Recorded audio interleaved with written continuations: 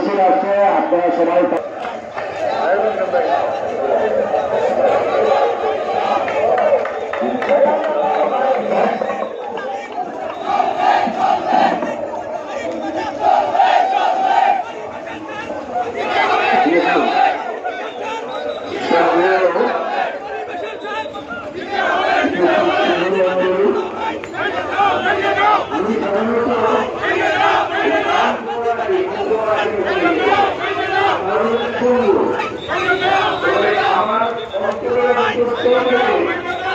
আমি যাদেরকে শ্রদ্ধা করে দেখতাম, কারণ আমি একটা জায়গা থেকে এসেছি, একটা বাইরে দেশ করে মনে করেছি আমি আস্থার থেকে আমার